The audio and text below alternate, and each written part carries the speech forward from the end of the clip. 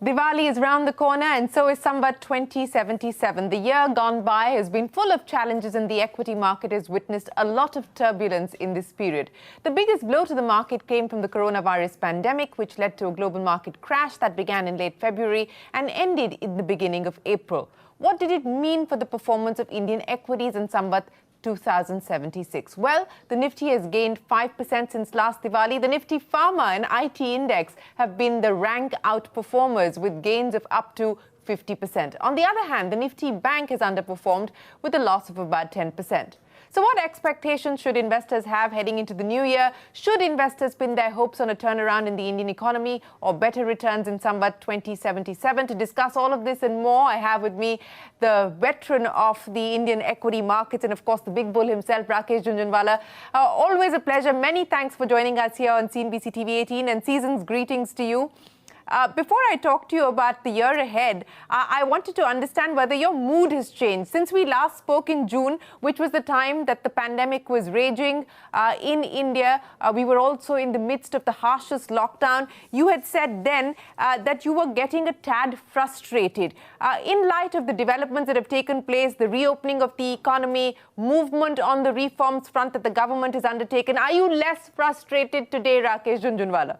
No, I never said in June that I was frustrated. Anyway, thank you for inviting me, Shireen, and season's greetings and a happy Diwali and happy New Year to you and to everybody. What I said that time was that I'm a tad frustrated by the slow pace of reforms in India. I was very bullish for the market even at that time. And I have no reasons. I think that pace of reform is picking up. And in the markets, I remain as bullish as ever. I was extremely bullish in June. Yes, you're absolutely right. And I'm extremely bullish even today. Yes, you were bullish on the markets. You were bullish on the markets even in June, but you are right to point out that you were frustrated with the pace of reform. So let me ask you about whether the manner in which the government has responded to the COVID crisis. We've seen more agriculture reforms. We've seen labour reforms being announced. The Prime Minister hosting a roundtable with sovereign wealth funds, pension funds, trying to draw in FDI and FPI flows to India. How does the India story stack up on the reform front to you today? See, we must remember one thing, Shireen, that it's not easy to do any reform in India. I mean, the agricultural reform, at least, if I've talked to 5 agricultural experts and 3 agricultural companies, everybody is very bullish on them. But look at the way the governments in Punjab and Haryana and Maharashtra are reacting. So, but I feel personally that the government is doing extremely good reform and is hell-bent to do the reform regardless of the political opposition, whether from within or from the opposition. So I have to see things in the context. We are in a democracy. We have to carry people with us. So I am extremely happy with the kind of reform government is doing. I think the next one, they're going to pass the bill on electricity reform in Parliament. The bill is all ready. I think that's also a game changer. And I think there is going to be a only strategic sale of PSUs.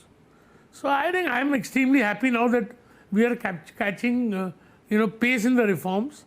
We are making efforts to attract capital, both foreign and Indian. And we Indians must realize that in a democracy like India, it's not easy to have reform and change. And there are vested interests for everything.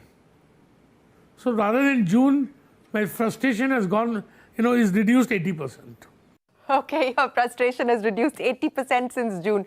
But, Rakesh, since you talked about flows, given where the global economy finds itself with the accommodative monetary policies continuing across the world, bond buying programs getting enhanced, what does it mean in terms of liquidity and flows into India? When we last spoke, you were talking about how FII ownership in Nifty 50 has halved in the last 3 years. What do you believe it's going to look like going forward?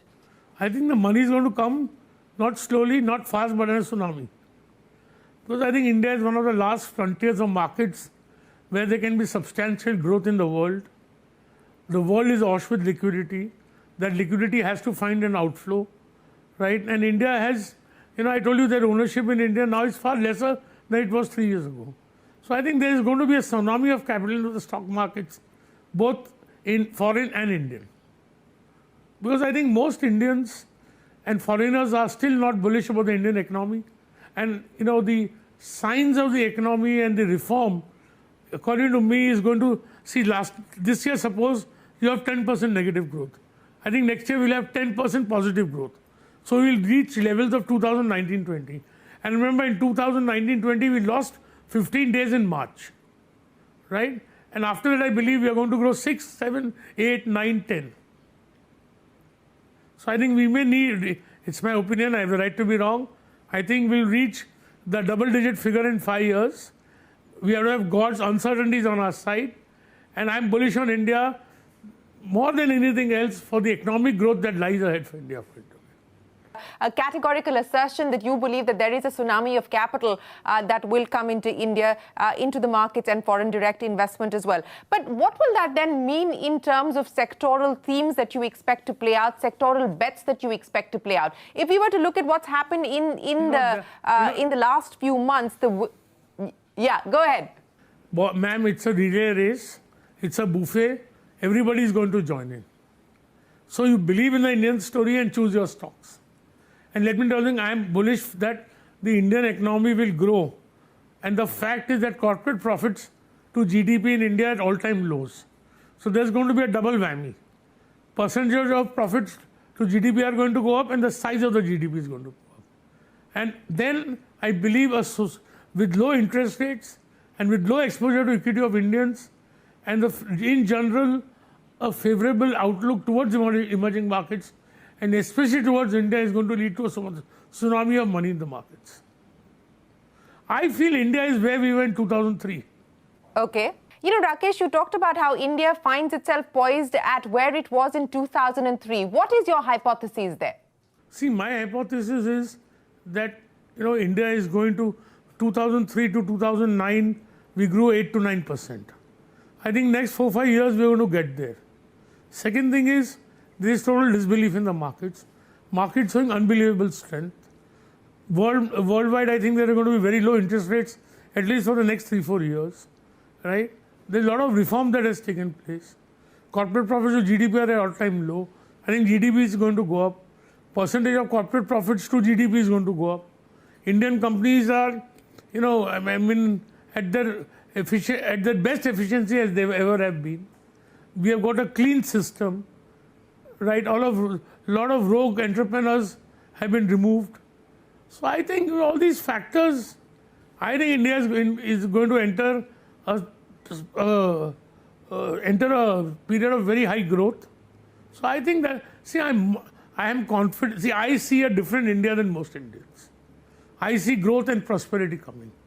Right, I could be wrong, and that coupled with the platforms to garner equity into this country, both local and foreign. I think we are in a market which will surprise everybody on the upside. But Rakesh, let's talk about your big calls now. And I want to start by talking to you about pharma, because when we last spoke, this is what you said to me on pharma. You said it's hit 30 to 40 runs at the moment. It will hit a double century. It's been a rank outperformer, whether it is on account of COVID, whether it is on account of the China Plus One strategy. This is a sector that clearly has seen a fair degree of interest. Do you believe that there is more steam here? I think so, ma'am. I think last time I told you 30 to 40 runs. This time I'll tell you 40 to 42 runs.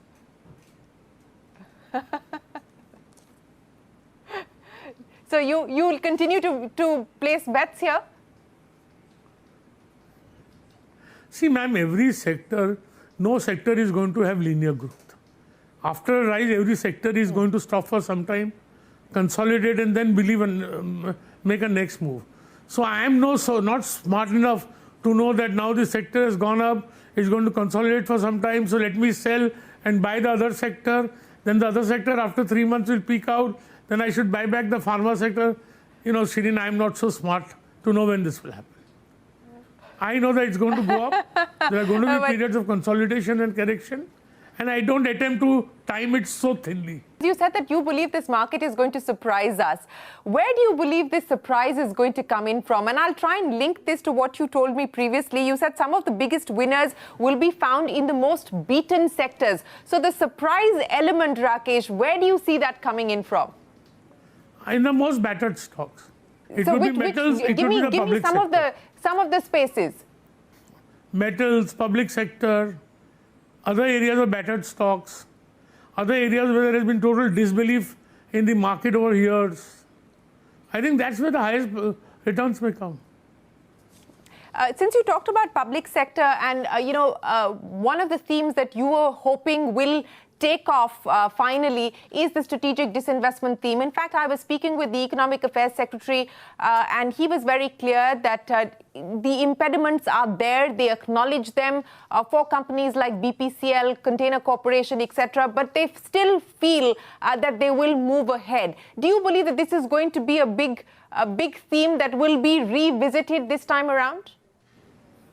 No, ma'am. See, there are two parts for the public sector. One is the strategic disinvestment, but how do you handle other valuations?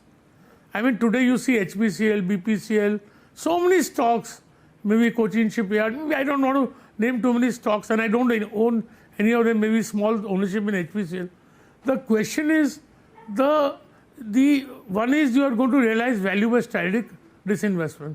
One, you are going to realize value when the owner treats his share better. Now, the buyback by HPCL is the first indicator that the government of India now wants to be careful and strive to work to enhance the valuation of its assets. So that is one medium by which I think the value of the public sector stocks will go up. A basic change in attitude by the government of India to treat its own assets better.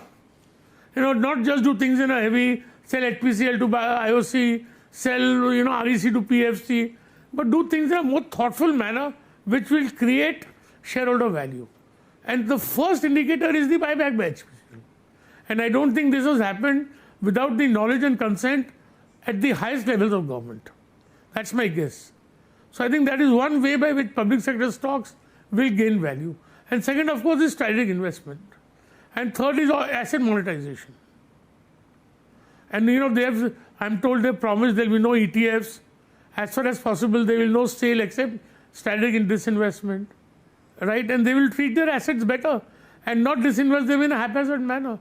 I think that could lead to, re-rating and re-evolution of the public sector stocks in a massive manner. So strategic sale is the ultimate, but there are other factors which will lead to better valuations. So you anticipate a re-rating if, of course, this coherent strategy, not just on strategic disinvestment, but enhancing shareholder value for the public sector stocks plays itself out? The first indication is the buyback by HPCL, and it makes eminent sense. So, I think this buyback by HPCL means they're going to do this in a lot more companies, in various manners, by no haphazard disinvestment, by buybacks, by whatever way. But the owner of the government the owner of these assets, mainly which the government of India now realized that we must work with governance and with legitimate methods to enhance the value of their assets. The buyback in HPCL is not only important for HPCL, it's important for what it is indicating. I have no information. This is my judgment from what's happened. Realizing that there is a lot of room for revaluation in public sector stocks. And that was not happening because the government was doing it in a haphazard manner. The government is going to manage the assets better. That's what HPCL's buyback indicates. Well, time for us to head into a break, but don't go anywhere. We continue our conversation with Rakesh Jhunjhunwala right after this.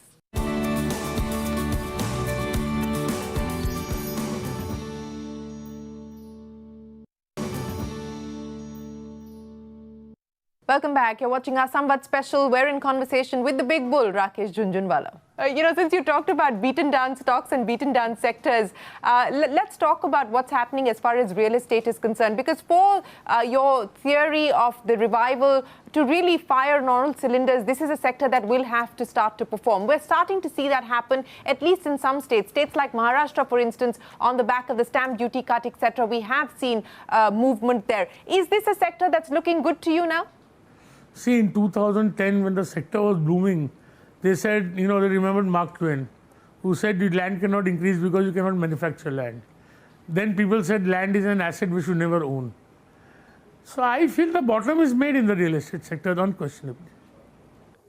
Okay, so you believe that the bottom is made and perhaps we're likely to see a recovery there. But real estate, aviation, hospitality, do you believe that these are likely to be the themes that we could play on the recovery cycle going forward? Ma'am, I am sure 101% that if the world and India is to recover from this COVID, these sectors will recover. Right? Beyond that, I can't say anything. Because we don't have to invest looking at the next 6 months. I think the worst of the COVID and the worst of the fundamentals are behind us. So when the economies recover fully, the most battered stocks sectors will also do well. I'm sure that if there are 1,000 restaurants in India, maybe 300 will close down, but I think 500 will open. Given the fact that you believe that this is going to be a sustainable recovery, that we're currently seeing the green shoots which have already become fairly visible across a bunch of sectors, in terms of future course of action or future levers where where the possibility of significant consolidation in some sectors, there's a possibility of consolidation in the banking sector. People are talking about whether IndusInd and Kotak Mahindra could get a deal going or not. How do you see the M&A story playing out for the Indian economy going forward? See, Indian promoters are very sticky and emotional with their companies, but they are the old generation promoters. The new generation promoters are very open to consolidation. So I think consolidation will take place as a natural consequence of the opening up of the economy and increase in size of the economy and the attitude of the entrepreneurs. Another thing I want to point out to you, Shireen, you want me to say that which sector should Indians invest in. I am, I want to make my efforts telling Indians, please invest. The sectors will remain unimportant in the end. First, please take the decision to invest and enhance the quantum of investment. Instead of trying to take out from which sectors are bullish, which are not bullish. First reach the hotel, then you look at the menu, no? So consolidation is going to be a natural consequence of the growth in India, size of the market, the change in attitude of entrepreneurs. Yeah. From the manufacturing point of view, Rakesh, and since you believe that this is going to be one of those sectors where finally we are going to break out of that zone of 16% to GDP, and the aspiration is to take it to double digits and significantly higher double digits, closer to 20 to 25% share of GDP. With this whole PLI scheme across different sectors that's playing in, with the shift out of China to other countries, perhaps including India, do you believe that the manufacturing theme is going to be the theme of this decade? Well, I think everything in India is going to be the theme of this decade. Because if manufacturing grows, services will grow naturally. Ma'am, in this country, you look at software exports, I think we'll have $20 billion of average growth in software exports, 20 to 25 billion next 3 years. 15-20 billion worth of purchasing power is going to be transmitted because of that. I think we are going to become one of the pharma kings of the world. 40% of all medicines eaten in America are made by Indians, right? The manufacturing sector, you create ease of doing business in India. You have land available. You have now easy labor laws. You have India as a large market. You have 16% rate of tax. I don't know why investment will not come. Manufacturing, agriculture, the reform, some experts say in agriculture is equivalent to 91 for industry, right? If these sectors grow, the service sectors will by itself grow. So, every software professional, you invest, one car and one house is sold. So, everything is going to act on each other. The real estate sector is truly and fully, there is transparency, there is GST, there is so many things have been done. So everything, according to me, is going to come together. Everything remains important, and that's what is going to lead to the burst of growth. Yes, this convergence, you believe, will lead to the burst of growth, in your words. But from a global perspective, Rakesh, what will be the triggers that you're going to be watching out for? We talked about what central banks globally are doing, and that is expected to continue, at least in the foreseeable future. But what global factors could determine or shape the course of our markets as well? Well, I would look at the world economic growth. More importantly, I would look at inflation. See, if inflation comes, sooner or later interest rates have to go up. And logically, when you think that the amount of money that is printed and the fiscal deficits, right, inflation has to come. But look at Japan.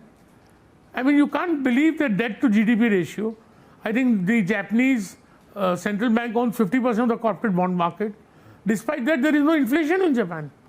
So as long as inflation is not there in the Western world and the developed world, and interest rates are low, capital will keep flowing, right? So I think that is one thing we should look out. And I don't want some extraordinary economic growth in the world. But I mean, if you stick at 1 or 2% developed world, that's good enough for us. Beyond that, we need nothing beyond our borders. One of the things that we spoke about was banking. And of course, for India to be able to aspire to get back to the double-digit or get to the double-digit growth mark, we will need for the banking system to deliver. We've seen some surprisingly good results coming in from the banking sector so far. Do you believe that the threat of NPAs, of bad loans, etc., on account of the pandemic, has that fear, has that concern abated a tad? I think absolutely. I think the financial sector has crossed a hump, because the reason why the valuations went down post the COVID was the fear of large-scale defaults and the need for capital in the banking system. Now it is very clear that the defaults that are now anticipated are far, far lower than what was thought about in June and July, right? So that hump is created. Of course, the actual hump has not still been crossed, but the expectation as of today is there is no problem, or the problem is far smaller than what we had anticipated. And I personally feel in the corporate side that there is not any stress. I don't think on the retail side there is any stress, much stress, or there could be stress in the SME sector. And I think India will invite so much capital, right, that I don't think that, getting capital to banks through deposits and other means is going to be difficult. So I, for one, feel that, because the first thing that analysts look when a result comes is the provisioning and the debts, and not the operating profitability. And for me as an investor, what is important is the operating profitability as much as the bad debts, because that's what's going to determine the long-term profitability of the bank. So I think I was bearish on the financial sector. I won't say bearish, I was concerned. But I think now the concerns are very low, and that hump has been crossed, and Indian banks will be able to finance any growth in this country. Rakesh Jhunjhunwala, what do you have planned now for the new year, for the Samvat? What are the goals that you're looking out for? Well, I have two goals. God has given me a lot of wealth, far more than I need. Two goals. One is to improve my health, and two is to improve me as a human. So that I improve myself as a human. I think that's my biggest goal. And how I treat others, how I talk to others, how do I react. I want to be a better human. What has this lockdown period taught you, Rakesh, personally? I mean, a lot of people have gone through this cycle of introspection, of reflection. What is this lockdown period where you've pretty much been sort of an island unto yourself, helped you discover or rediscover? It has enhanced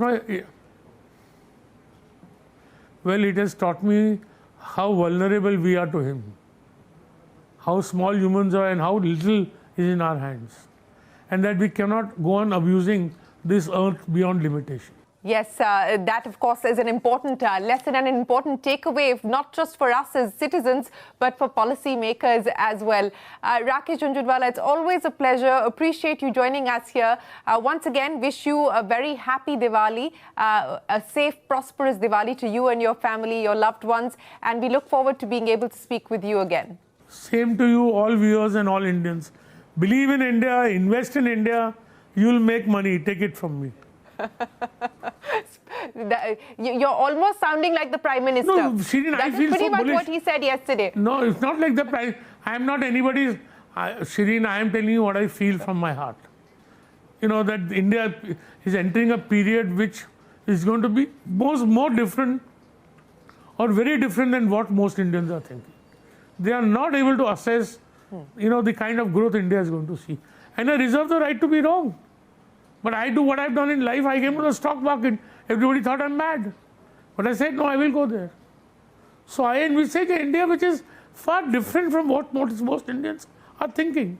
And the markets and the companies' performances are at least initially favoring what I think. So that is, cementing my beliefs further.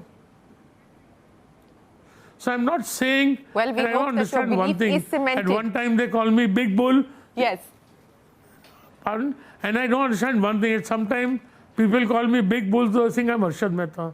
Then they call me the Warren Buffett of India. So I don't know what I'm called. At one point I'm similar to Harshad Mehta. At one point I'm similar to Mr. Buffett. I don't know what I am. What would you like to be? What would you like to be known as? Rakesh Jhunjhunwala. I don't want to be the copycat of anybody. Yeah? Well, they certainly did break the mold when they made you Rakesh Jhunjhunwala. One of a kind, most definitely. Always a pleasure. Appreciate you joining us here on CNBC TV 18. Many thanks for your time. Well, with that, it is time for us to wrap up this CNBC TV 18 special. Thanks very much for watching our Samvat special.